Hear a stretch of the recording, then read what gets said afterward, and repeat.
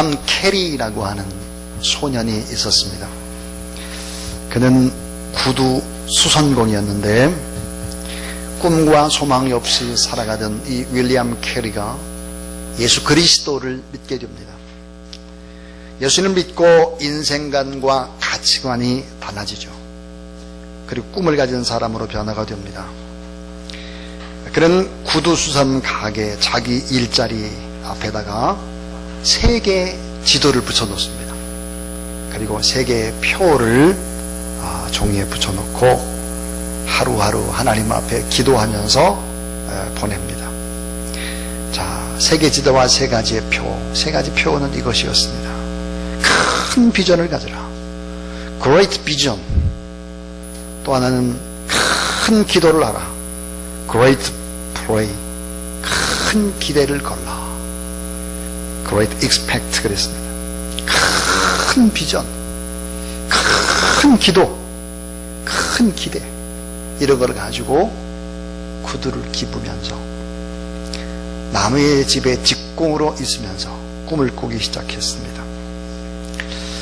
자, 세계 지도를 품에 놓고 그 당시에 아무도 외국에 선교사로 나가지 않을 때 1700년대니까요 선교사의 꿈을 꾸기 시작을 합니다.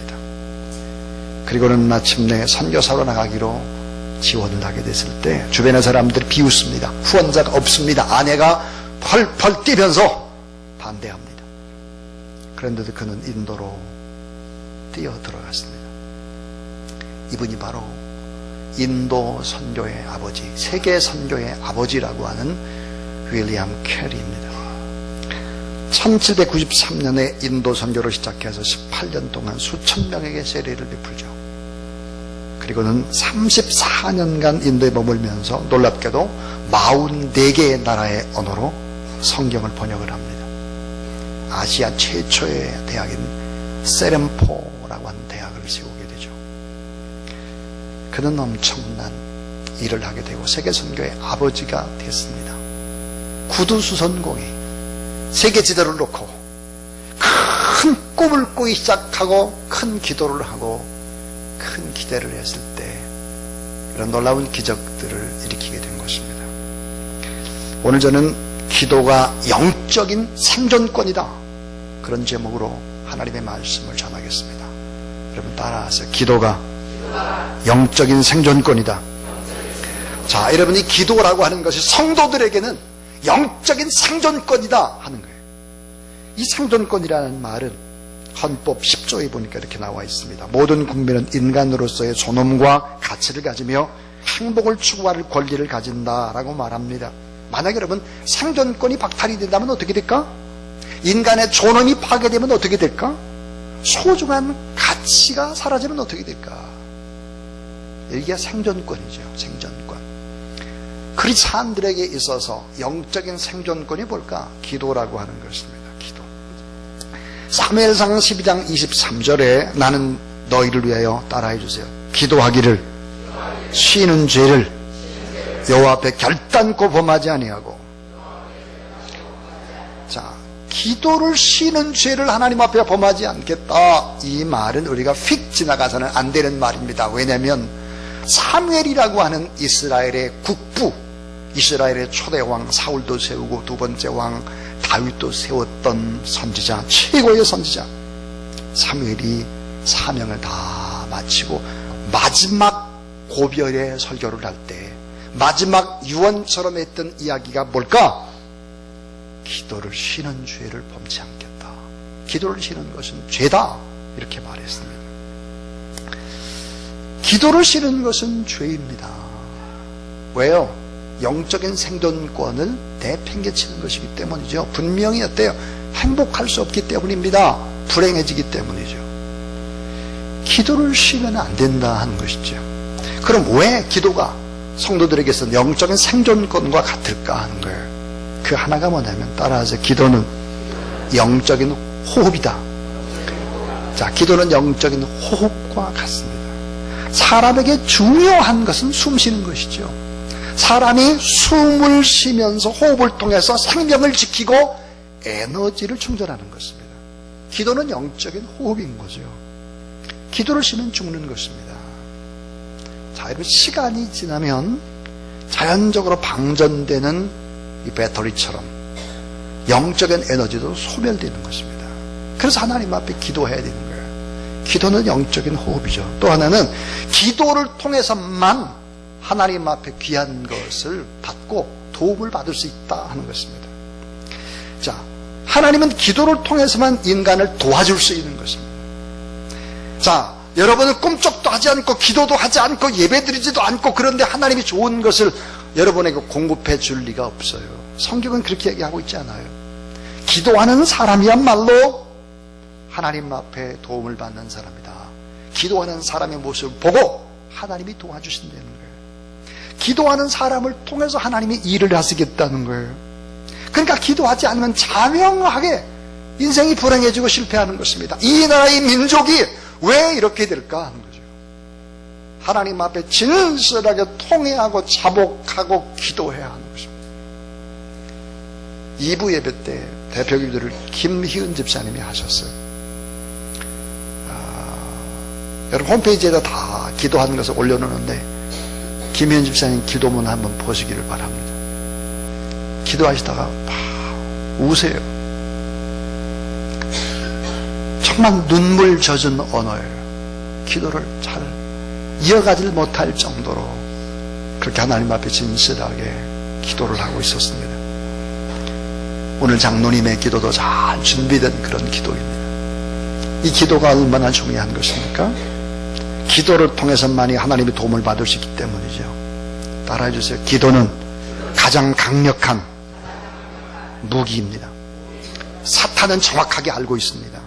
기도의 위력을 잘 알고 있습니다. 우리는 잘 몰라요. 어떤 때 내가 기도하면 정말 하나님이 들으실까? 내가 하는 이 말이 얼마나 위력이 있을까? 잘 몰라요 이걸. 그런데 여러분, 자, 사탄은 기도를 못하도록 철저히 막죠. 자, 모임을 많이 해라. 그러나 기도는 짧게, 기도는 안 하는 것입니다. 마귀의 무서운 전략이죠. 기도하지 않는 가정, 기도하지 않는 교회, 기도하지 않는 개인이 위력을 발휘하지 못하는 것은 종이 호랑이와 같은 것입니다. 우리가 하나님의 자녀인데 기도하지 않기 때문에 위력을 발휘하지 못해요. 종이 호랑이에요. 왜 우리가 기도해야 됩니까? 라는 이 질문은, 왜 물고기는 물속에서 살아야 합니까? 이 질문과 같은 것입니다. 자, 따라해 주세요. 기도는 나를 이기는 힘이다. 오늘 제가 제일 강조하고 싶은 것이 뭐냐면, 기도는 나를 이기는 힘이라는 게 나를 이겨낼 재간이 없어요. 자, 마귀보다 더 힘든 것은 뭘까? 바로 납니다. 에? 아니, 어떻게 목사님이 그런 말 할까? 마귀보다도 더 힘들고 마귀보다도 더 무서운 것이 바로 나 자신이라고 하는 것을 성경은 얘기합니다. 이게 성경의 얘기입니다. 자, 하나님의 아들 예수 그리스도, 기도가 필요 없는 분이죠. 다 능력과 권능을 행하시는 분인데, 이분이 사역을 하기 전에 40일 금식을 하셨습니다. 그리고 구원 사역을 완성하기 위해서 겟세마네 동산에서 우리 주님이 간절히 하나님 앞에 기도할 때 어떻게 기도했느냐? 이 잔을 내게서 옮기시옵소서. 다시 말하면 십자가 저 지고 싶지 않아요. 그러나 내 뜻대로 마옵시고 아버지의 뜻대로 하옵소서 그랬습니다. 이게 뭡니까? 인간이신 예수님도 십자가를 지기가 힘이 드신 거예요. 자기를 이길 수가 없는 거예요. 그 하나님 앞에 간절히 눈물로 기도하는데 그 눈물이 핏방울과 같았다 그랬거든요. 나를 꺾는 유일한 방법은 뭘까? 기도입니다. 주님이 나의 뜻대로 마옵시고 그랬습니다. 우리는 알아야 됩니다. 아직도 여러분, 다른 사람이 문제라고 손가락질하고 말하는 사람은 변화되지 않는 사람입니다. 마귀보다도 정말 무서운 사람은 나 자신입니다. 다른 사람이 아니라. 나를 이길 수 있는 힘이 뭘까? 주님은 기도라고 가르쳐 주셨습니다. 그래서 기도가 생존권인 거예요. 기도는 영적인 호흡입니다. 기도는 기도를 통해서만 좋은 것, 하나님 앞에 공급받을 수 있습니다. 하나님 우리를 도우시는 거예요. 기도는 강력한 무기입니다. 기도하지 않으면 하나님의 자녀라고 할지라도 종이 호랑이에 불과합니다. 기도는 나를 이기는 힘입니다. 기도해야 이길 수 있습니다. 주님도 그래서 어떻게 하셨느냐? 기도의 중요성을 너무 잘 아셨기 때문에, 기도의 말로 성도의 생존 끊임을 아셨기 때문에 제자들에게 기도를 가르쳤습니다. 마지막 십자가상에서도 기도하셨죠. 근데 십자가를 지고 예루살렘에서 갈보리로 올라가실 때 예루살렘의 딸들이 펑펑 울면서 예수님의 뒤를 따라왔습니다. 그때 예수님이 예루살렘의 딸들을 바라보시면서 말씀을 하셨죠.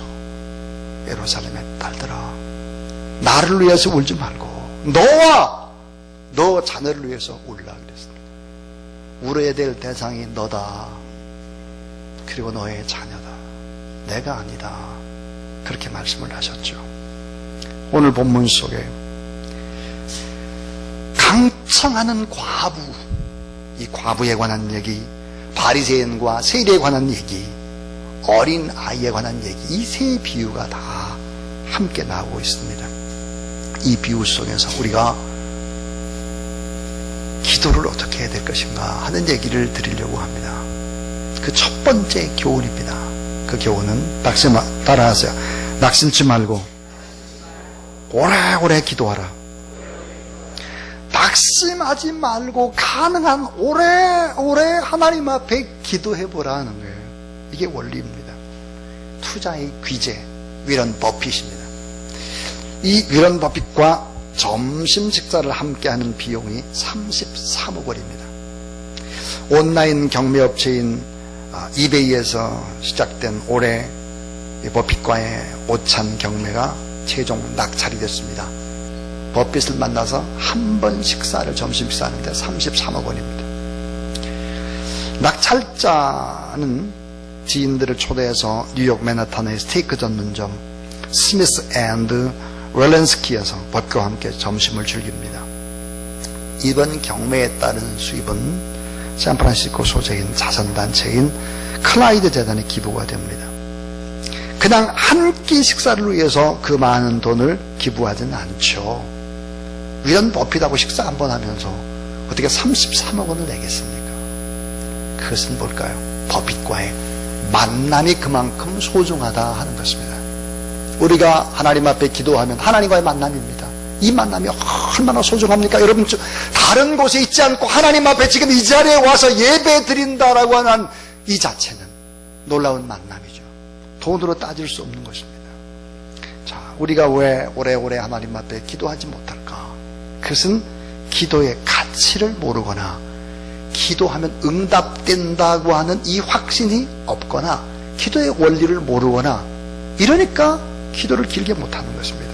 성경을 보면 하나님 앞에 쓰임받은 사람들은 전부 다 기도를 짧게 한 사람들이 아닙니다. 자, 창세기 25장 20절에 보니까 이삭은 40세에 리브가를 맞아야 아내를 삼았으니 그랬습니다. 40세입니다.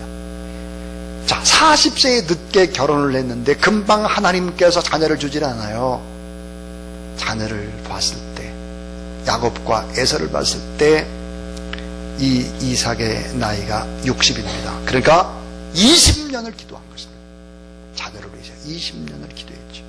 아브라함도 25년 만에 이삭을 얻게 되는 것입니다. 여러분, 이런 과정을 왜 이렇게 길게 둘까? 모세는 40년을 기도합니다. 그리고 40에서 40주야를 금식 기도하죠. 자, 간절히 기도하고 간청하면 낙심하지 말고 항상 끝까지 기도해보라 하는 거예요. 놀라운 기적 같은 일들이 있게 될 것이다 하는 것이죠. 따라하세요. 무엇이든지 기도하고 구하는 것은 받은 줄로 믿으라. 그러면 너에게 그대로 드리라. 자, 무엇인지 기도하라는 것. 그냥 지치지 말고 계속해서 기도하라. 지치지 말고 계속해서 쌓이고 그 기도를 하나님 앞에 해야 합니다.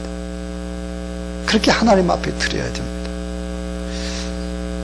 저는 저의 자녀를 위해서 하나님 앞에 기도할 때 늘 이런 기도를 했습니다. 하나님, 참 죄송합니다. 저 같은 성품, 저 같은 나쁜 것, 이런 모습이 우리 아이에게 그대로 배이면 참 걱정입니다. 아브라함이 이삭을 번제물로 드리듯이 제 마음도 번제물로 드립니다. 이삭처럼 번제물로 드리니까 하나님이 길러주시기를 바랍니다.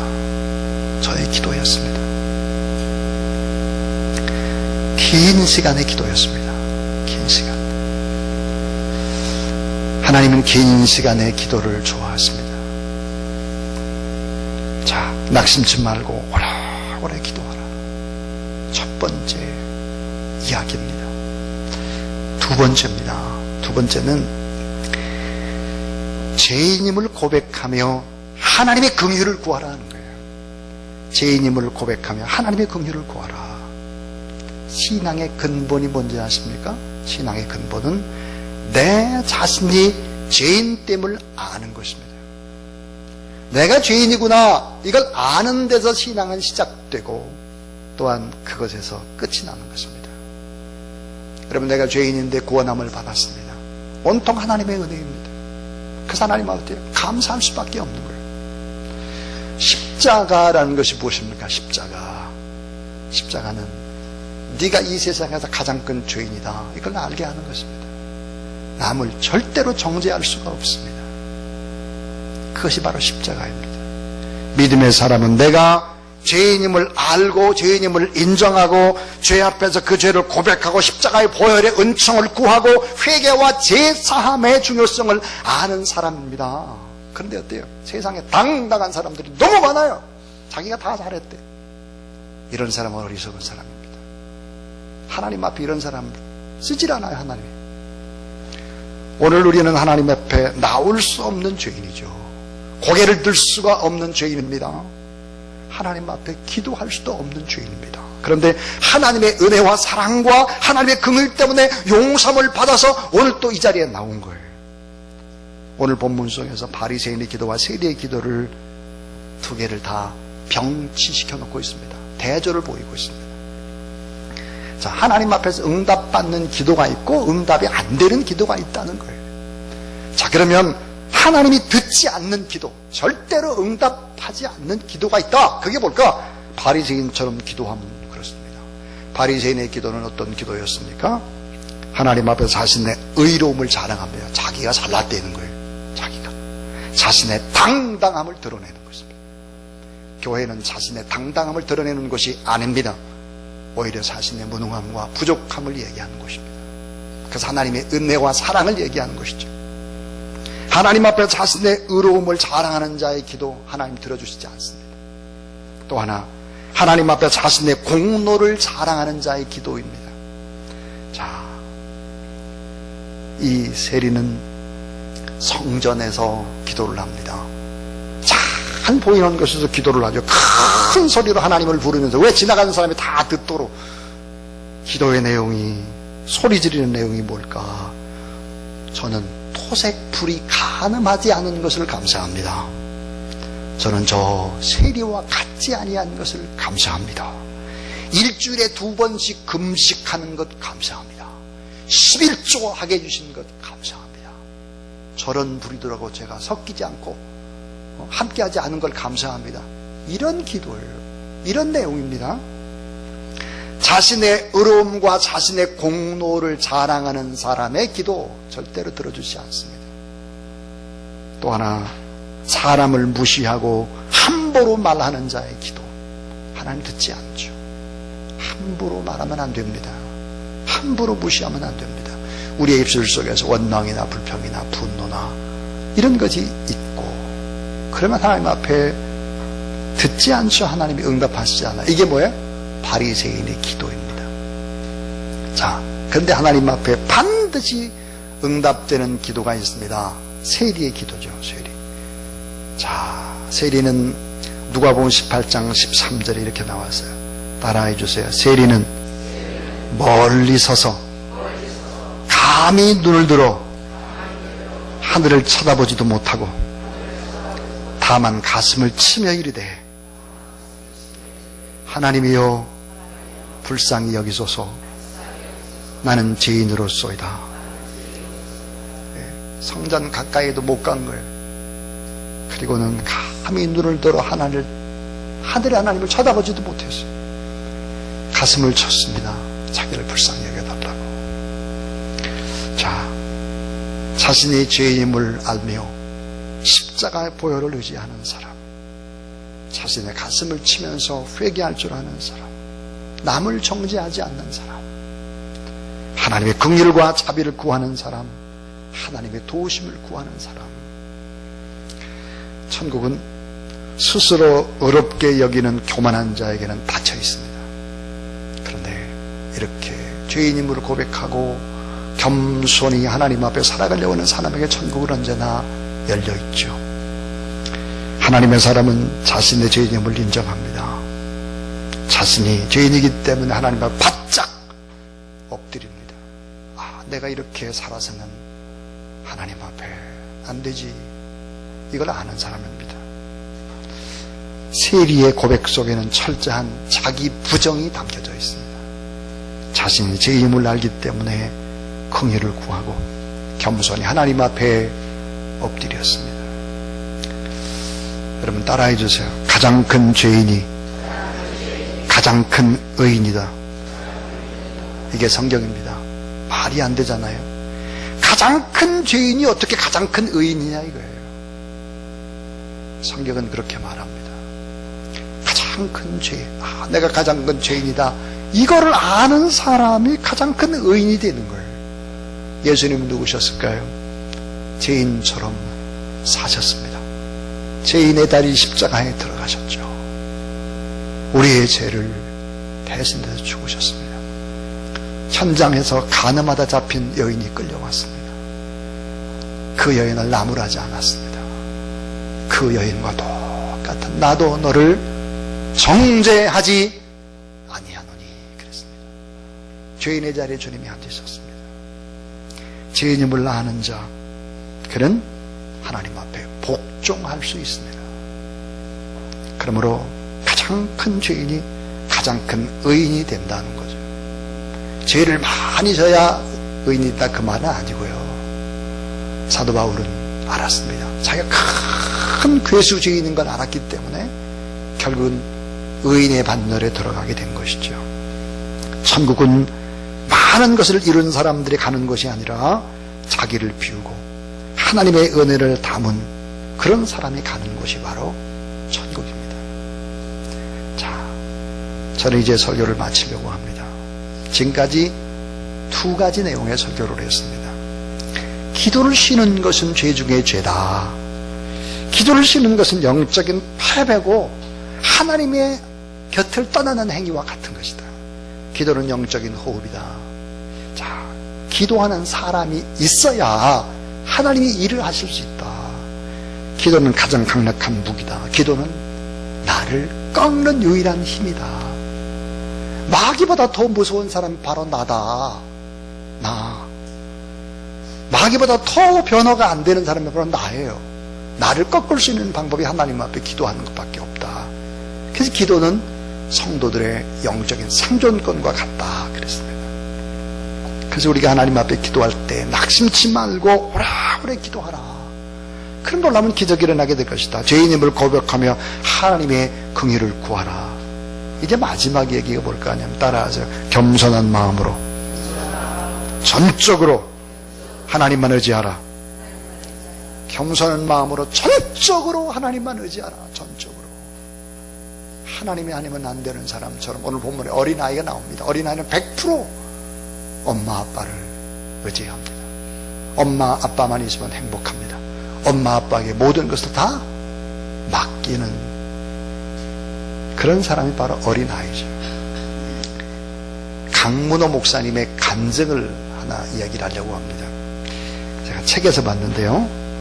이 강문호 목사님이 저희 교회와 가까운 쪽에 있다 지금은 또 이제 이사를 가셨죠. 그런데 간증을 한번 읽어보겠습니다. 올해 추수감사절에 36만 5천 원을 헌금하기로 작정을 했습니다. 하루에 1,000원씩은 감사해야 된다고 생각했기 때문입니다.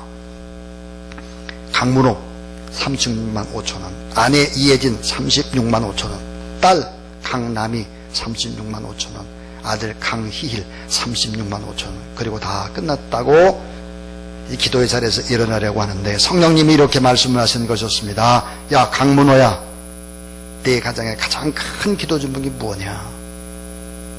딸 시집 가는 것이 우리 가정에서 가장 큰 기도 제목입니다. 야, 그러면 이번 추수감사절에 사위를 얻은 것으로 믿고 사위 이름으로 36만 5천원을 더해라. 난 이런 성령의 영감을 받고 그리고는 사위가 없으니 어떡하나. 순간적으로 내 이름이 강문호니까 강사위라고 썼습니다. 강사위 36만 5천원. 교회 재정부에서 회계를 정리하다가 강사위라는 이름을 발견하고 내게 강사위가 누구냐고 물었습니다. 나는 사정 이야기를 했습니다. 모두가 웃었습니다. 온 교인이 목사님이 강사위 이름으로 추수감사헌금을 하고 기도한다는 것을 다 알게 되었습니다. 모두 같이 기도해 주었습니다. 그러던 어느 날입니다.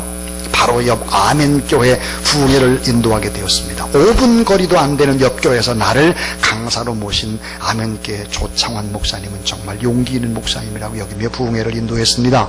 둘째 날 오전 성경 공부를 마치고 점심 식사를 위해서 일식집으로 둘러앉았는데 나는 식사를 하면서 이렇게 말했습니다.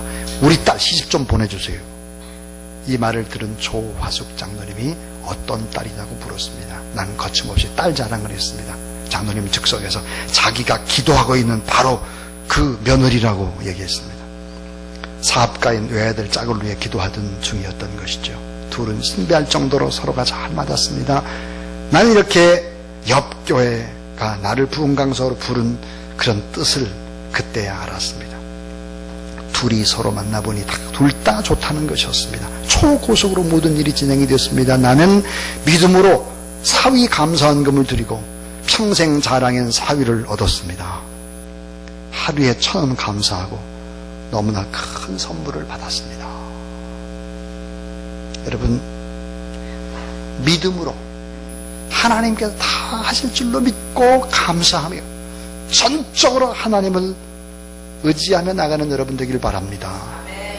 어린아이는 작은 아이죠. 분간을 못합니다.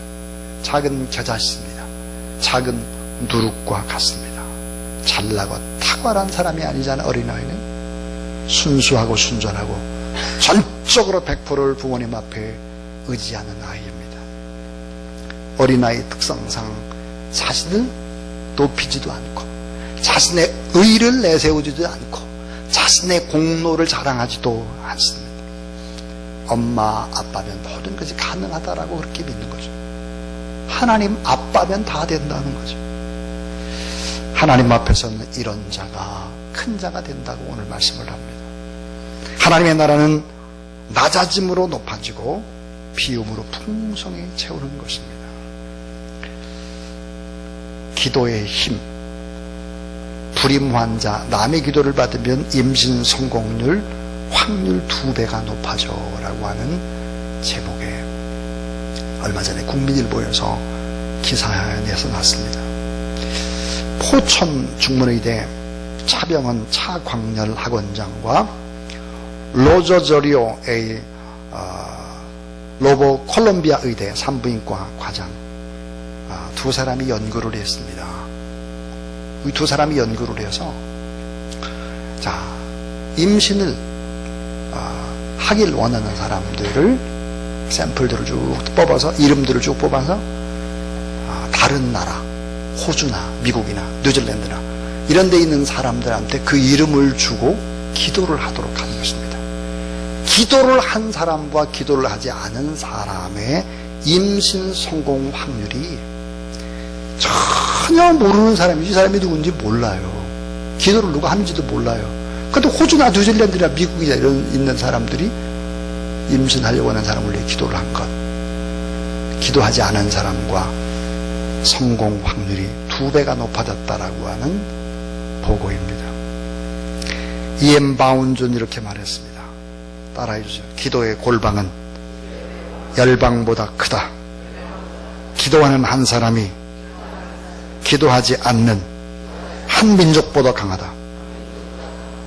여러분의 기도가 있고 또 하나님 앞에 간절히 부르짖게 되면 여러분을 통해서 위대한 하나님의 일들이 이루어질 수 있음을 믿으시고 바람 앞에 등불 같은 이 나라의 민족, 사랑하는 조국을 위해서 간절히 기도하는 저와 여러분, 우리 모두 될 수 있기를 주님의 이름으로 축원합니다.